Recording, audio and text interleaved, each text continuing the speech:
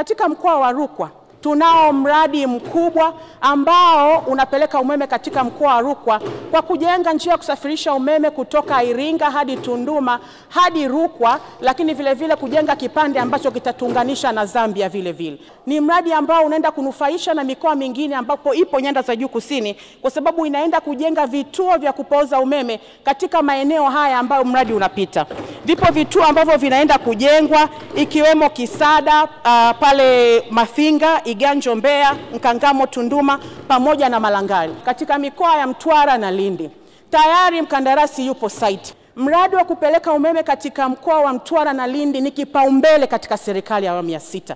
Na mradi huu umeanza kwa kujenga njia ya umeme kutokea Songea kwenda Tunduru, Masasi hadi Maumbika. Tarehe 25 tumeanza kulipa fidia katika eneo la Tunduru hadi Masasi takriban bilioni 4.6, na eneo lililobakia la Songea kuelekea na Mtumbo na Tunduru tutaendelea kulipa fidia hiyo ya takriban bilioni 2.7. Katika mkoa wa Kagera kazi pia inaendelea kupitia kujenga njia ya kusafirisha umeme ya Benako Kyaka. Katika mkoa wa Katavi kwa kweli mradi uko katika hatua za mwisho kabisa.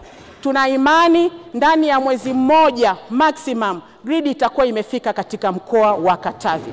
Kwa hiyo ni kuendelea kuwathibitishia swala la kupeleka umeme katika mikoa ambayo haijaunganishwa na gridi ni kipaumbele katika serikali ya awamu ya 6. Wakandarasi wapo site na umeme utafika.